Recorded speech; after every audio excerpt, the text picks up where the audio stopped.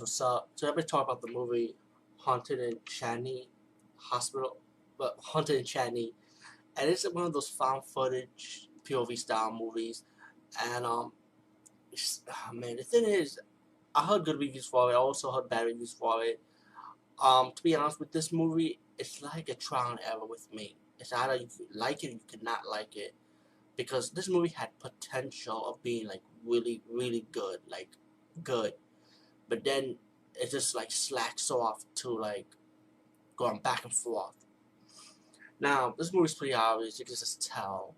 Just it's about a film crew, right? That's going to this haunted hospital, and the hospital has bad history with supernatural ghosts, supernatural activities, and a history about how the hospital was like a World War II era setting, like occupied by the British during the Battle of the Singapore era, and then the Japanese occupied the hospital, and then later on became a modern day hospital and closed down in 1997. Now, it's just interesting how the ghostly activities is like you really hardly don't see it, so you get towards the end and you see like shadowy images here and there, The scare factor, I would say they probably provide you with two scare factors for me. Like if you're watching this in the dark, you would expect a few scenes. Like you wouldn't have expected. So I'll give it credit for 2 points only. And that's just 2 points of scare factor. That's not good enough. There was some scenes where it kind of built up, it kind of better. I just felt like it was spent too much time with the film crew going to the hospital, interviewing people about their experience and going to the hospital at daytime. They went in daytime trying to get camera shots and do some video footage, interviewing. They went back and forth, editing, showing the film crew, look, this is what we got, back and forth, and then one day they went at nighttime. And then they got another ghost hunter team that was occupying with them to hang out with the first ghost hunter team. Right, they wanted the documentary on it.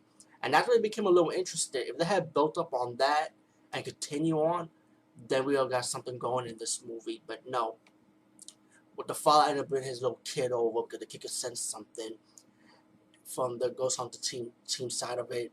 And the kid got scared, it built up right there for me. And then it was so short because some of the ghost hunter team picked up a few activities and decided to leave. And the first film crew of Ghost Hunter that wanted to do a documentary saying, where you going? And they're going to leave. So it's pretty obvious they were scared of something. And the first film crew that did the documentary had realized that too. So, you know what, let's get the fuck out. But no, they stayed. They did some going around the rooms. And one of the ladies said, you know what, I really don't feel comfortable here. And she runs out. It's like she didn't want to be part of this shit no more. And she was the only smart one in this fucking movie, besides the second Ghost Hunter team, because she said, fuck it, I had enough. She was smart. But the other guy that did sound, he was sick. The other two guys was rolling the camera. He was the camera guy. The first guy was the director of the documentary movie. He wants to go back and forth because he had a meeting with a squatter, right, who was living in the hospital for a long time. And that's when I found out it was kind of weird. I'm like, wait a minute, you mean a squatter is staying at this hospital? That doesn't feel right. How are you going to scare an audience like me viewing this movie if you have a squatter staying in the hospital? I mean, she had no problem with the ghost, right? But wait a minute, it does build up later on towards the end because it's pretty obvious. And I'm going to continue. I'm going to give spoilers on this. Spoiler. I advise you to click away. Spoiler. Okay, get ready. It's pretty obvious the squatter that the director was interviewing, and he was constantly going to the hospital back and forth. He was obsessed with this woman. It's pretty obvious that this woman he's talking to is obviously a fucking ghost. She wasn't a squatter, she was a ghost, and the only person that could see her was actually him. So when the woman and the cameraman for the documentary team of the Ghost Hunter went to see the director, said, "Hey, what's going on? You smell bad."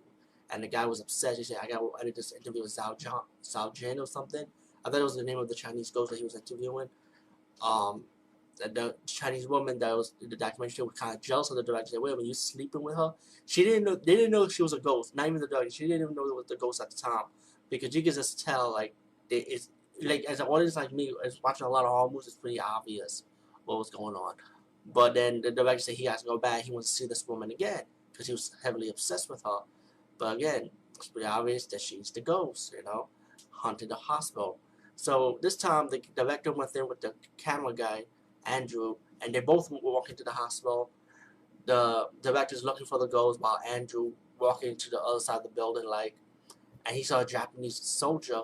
This Japanese soldier took him in, You finally see the female Chinese ghost. You see her actually twice in this movie. No, 3 times in this movie. 2 times you see her as an image. And one time you see her as an image when the director was talking to her. You actually see her full image. And 2 times you see her like in ghostly form.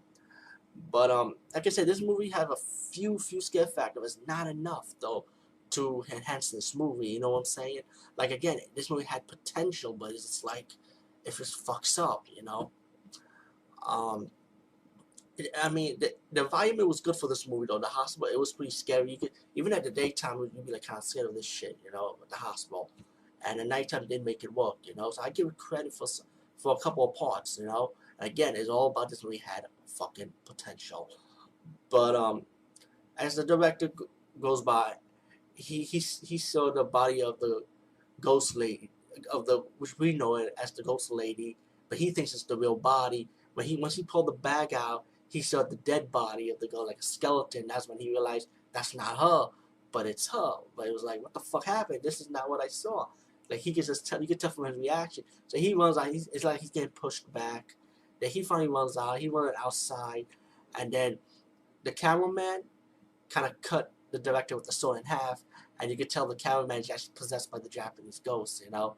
And then you get your story with the words on it, like, you know, this is the aftermath, this is what's going to happen, this is what happened to the crew after that.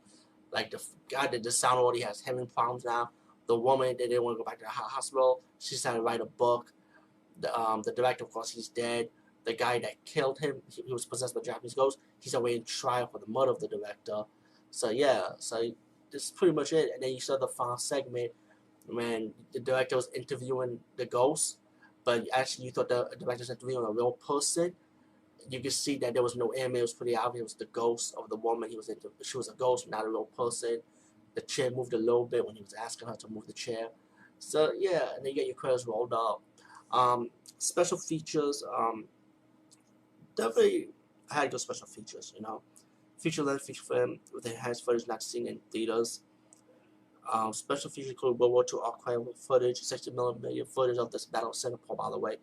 Crew blog archive, first 3 chapters of the book of what happened to the aftermath with the China Chang, with the Chinese lady, decided to write a book. This just shows you the 3 chapters she's writing for it, which I find very interesting though. It's pretty cool though. But again, pick this up if you want to. Like I said, the movie had potential though. It's a trial and error movie. It's either you're gonna like it or you're not gonna like it. But hopefully maybe people in Singapore, I guess, who did this movie could probably do a sequel to this and probably make it right this time. Haunted Changi, check it out if you could. Pick it up for a cheap price, I would say, or maybe on Netflix if they do have it. Peace, guys, and see you later.